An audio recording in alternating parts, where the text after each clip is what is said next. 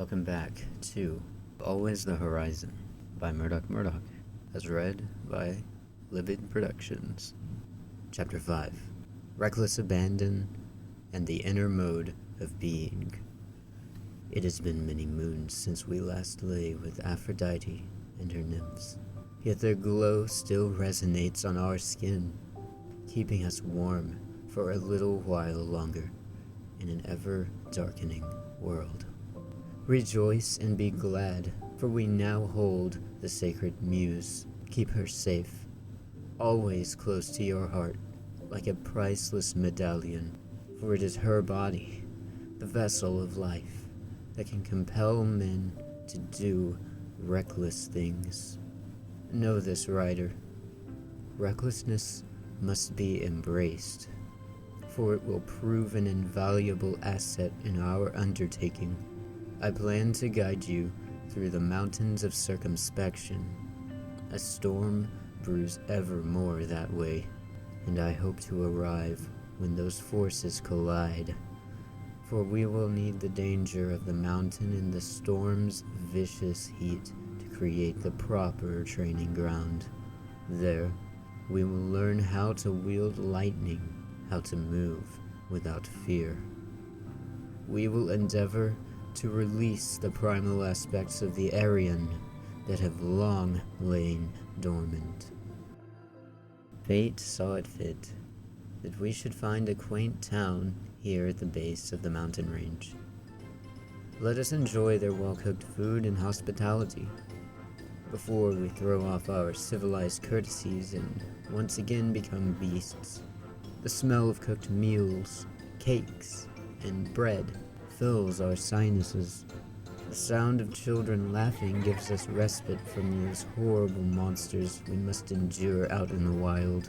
This place would be a good home, if our kind could still have homes, if we had not been forced to become rootless, like those who wish to gouge out the eye of being. Here, men labor in factories, cogs in a machine, to the rhythm of the assembly line. Cars whiz by on busy streets to the signal of the lights, and the clock tower above always serves to keep order. Whistles and bell chimes all are utilized to coordinate and instruct these happy people towards societal stability. The women wear pretty garments adorned with plastic gems and paper flowers. The men don hats in many styles and sizes. A courthouse sits in the middle of the town as a constant reminder of the rule of law, that one must remain obedient, here in the domain of man. Look, Ryder, there appears to be some type of traveling zoo. They have animals from all over the world here. Elephants and giraffes, tigers and antelope. We passed by a small showcase of various kinds of wildlife. There, a man with a large hat lectures the crowd about the names and habits of numerous species. I see an eagle on a stand, and beavers in a small cage on the floor. I turn to the man who owns the display and say, "Are these beavers from a nearby river, sir? We soon will make our way up the mountains, and we will surely need a water source." He turns to me with a smile and says, "No, friend. These beavers have never even been in a river. They were born in captivity. Must have been their great-grandparents or thereabouts who were first caught. Same with this eagle here. I had its wings clipped soon after it was born. All my animals are perfectly safe. None of them have ever seen the wild." I pause for a moment and then respond, "Safe. Yes, of course they are. Ryder, look at this eagle with clipped wings. I wonder, does he dream of flight, even if he has never known it? I'm sure he wouldn't be able to understand the hidden desire, but there must be some kind of longing when he looks up into the sky. If we were to purchase these beavers here, and then release them to the wild, what do you think they would experience when they first met a river? What would they feel when they first encountered twigs and all the various necessities to build a dam? Ryder, I must ask, if we two have been in a Semitic zoo all this time, what will we feel when we seize the lightning again? Will there be some type of genetic response? A manifestation of an inner desire or impulse that will force its way to the top? Is there such a thing as a mimetic key? For if the cool water of the river and the twigs themselves are enough to compel these little creatures to build great structures, to unlock hidden potential, then what will we be compelled to build when we find our mimetic keys? The mimetic keys are the cultures and environments that are formulated in unison with our inner mode of being. They take shape as systems, symbols, and objects, which all serve to unlock our hidden potential. It was Plato who sought the mimetic key that would usher in the perfect political system. The drive to create the perfect government is an endeavor to find the mimetic key that is long developed alongside our inner systems. This key is interwoven within the fabric of our being. It is in harmony with our way of life. A mimetic key can only be forged in the fires of naturalism. Thus, any system that is built on falsity will inevitably break down, and the yearning from the animal will return it to a mimetic key more fitting the totality of its developed instincts. For we, the Romantics, National Socialists, Fascists, Third Positionists, and Dreamers of Dreams, desire political systems that are fundamentally in balance with our inner drives. These mimetic keys exist everywhere. Jung wasn't wrong when he emphasized the importance of symbols. It was with this mindset that we hoisted up the black banner with the lightning bolt. For it was the color black that symbolized our conviction to neither give nor accept quarter from these creatures who wish to gouge out the eye of being. We brought with us the lightning bolt, for it had long been associated with the champions of the old gods. We wished to prove Savitri Devi right in the end, that when the Aryan's retribution commenced, he would ride with lightning. Our wings were clipped long ago. We have no mimetic key handed down from time immemorial that we can rely on. Our fathers were capitalists who sold out their nation for benefits and leisure time. Our grandfathers aided the communists in devouring half of Europe. Our great-great-great-grandfathers fought a war to emancipate the Negro. 1700 years ago, Constantine, curse his name, undid all of the steps undertaken by Diocletian to hold on to the mimetic keys that the Romans had venerated since their inception. Did these so-called Romans not realize that every step further from mos meatum was a step towards losing themselves? Let the Mohammedan ghoul shit and piss in the Hagia Sophia. We should level Constantinople completely. We should endeavor to build an even greater city there on the Bosphorus, and it shall be named anything but Constantine. Come along, Ryder. I grow weary of watching these caged beings. A gentle rain begins as we make our way up into the mountains. Mist becomes ever more present the higher we rise. Ryder, before we reach the peaks and engage with the storm, I must tell you what I hope to find. I believe there lies a mimetic key in the lightning which comes our way. A key which unlocks a certain dynamism buried deep in our core. Late one night many moons ago, as Aphrodite lay her head on my heart, she whispered to me, "Love can only reach its crescendo with reckless abandon." In confusion, I asked her what she had meant, and she explained. One must make themselves vulnerable to truly be loved, for love is a dangerous gamble. One risks their whole being in hopes of a union which may or may not withstand time. One can build a wall to guard their weaknesses, but only when they are told they are loved. In spite of their insecurities, will they ever truly feel cherished? This reckless abandon that Aphrodite spoke of, does it provide a clue to one of our missing keys? The Greeks held that between recklessness and cowardice was courage. That courage was a virtue because of its intermediate location as this golden mean, that it was neither excessive nor deficient. At the risk of being scrutinized by the Aristotelian, can it be said that recklessness is a virtue as well?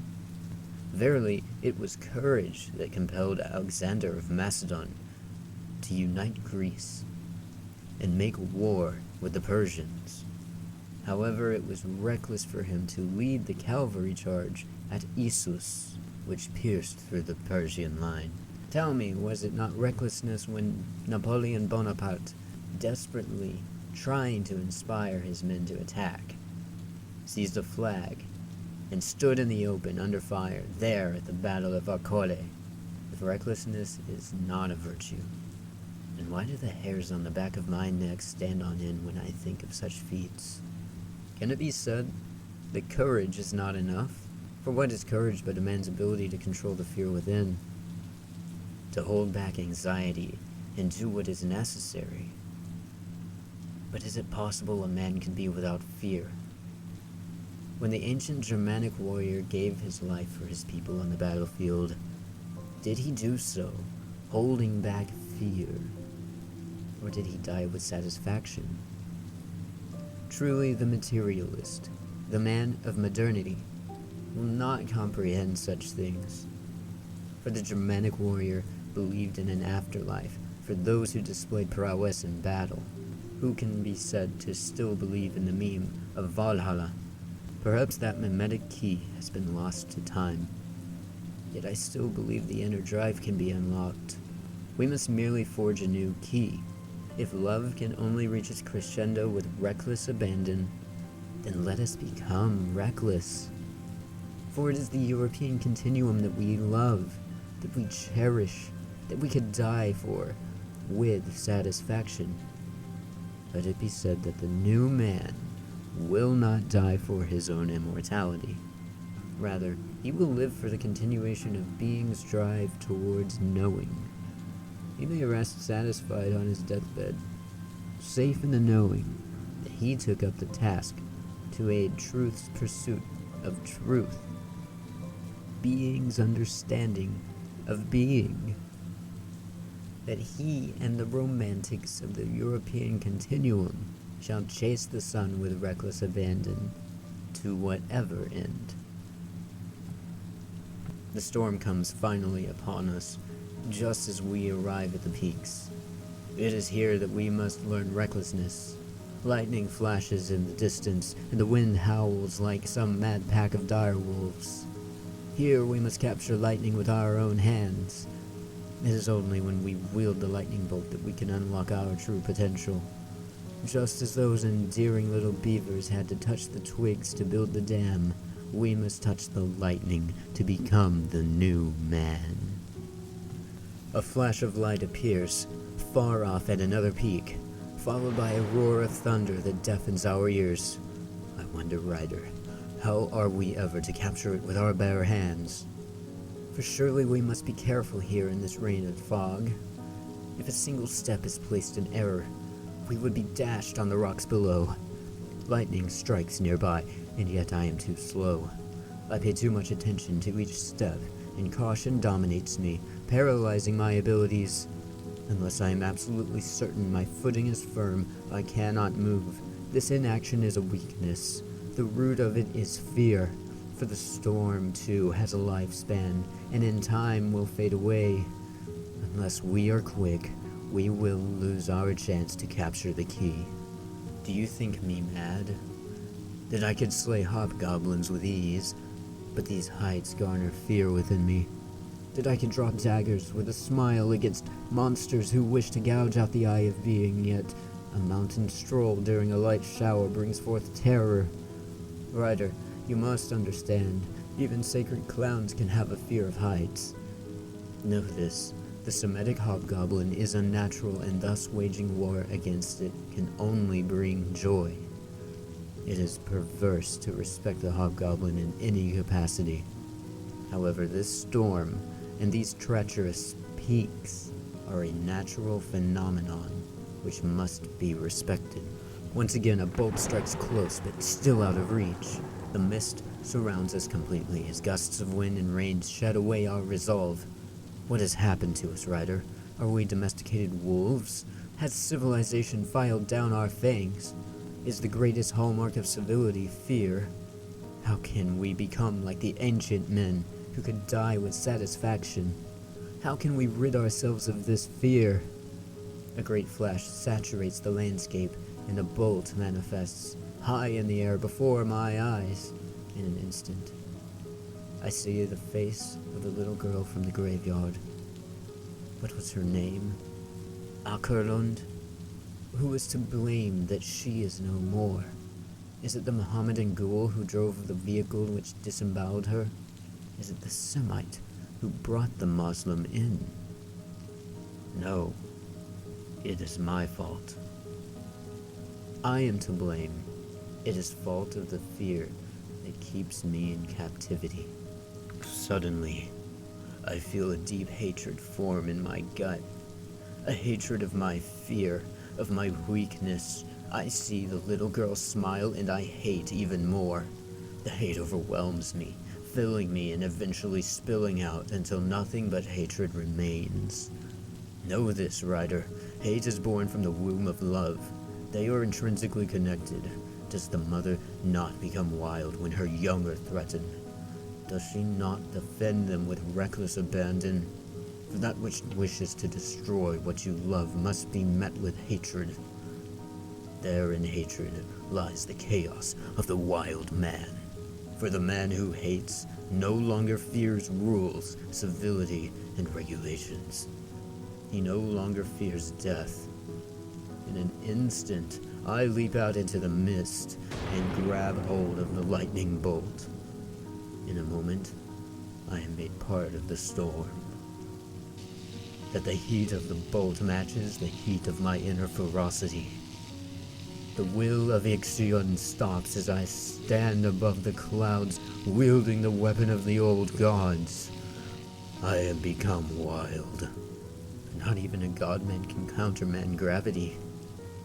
Once again, the fear finds its way back into me as I begin to plummet down into the mist. I wonder, Ryder, did you leap out and touch the lightning too? We are separated, but you need only listen for my laughter as you make your way down to the rocks below. It is my joy that will guide you. The mist fades away as you approach the base of the mountain, and finally we meet once more. There you find me hanging, tangled up in a tree. It appears to have caught my fall, and I've made some friends. I shift over and reveal baby birds in the nest. It is well and good that fate saw it fit to see that both these baby birds and I shall live another day, that we shall both be given by grace the means to continue our endeavors. I can barely hold back my laughter, Ryder. How silly was it for me to believe all mimetic keys could be found within a single day, from a single action. But know this, for a moment, when I wielded the lightning, I felt something new in me, like an animal that has long lain dormant and has finally been reawakened.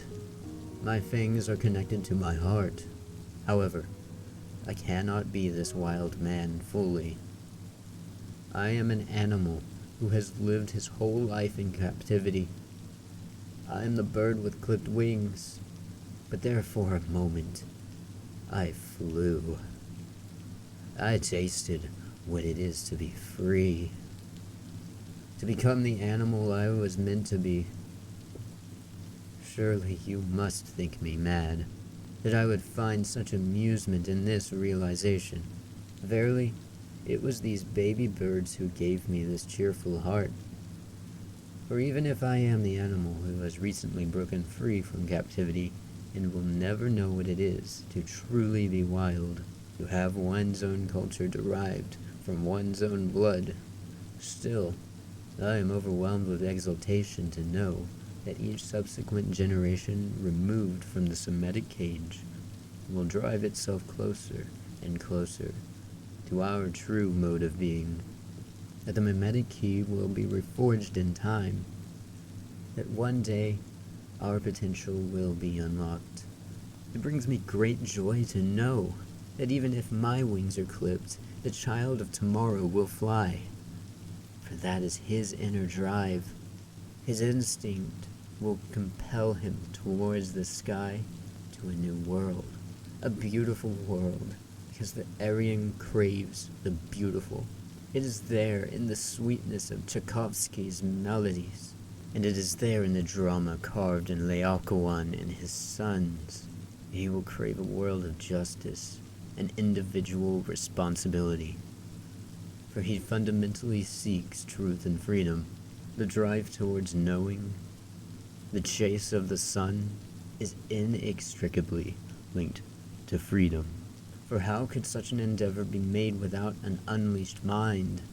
A new world, where little boys and girls with blue eyes will not be taught that they are wicked for simply being. A world free of the Semitic impulse. A world free of the obfuscator.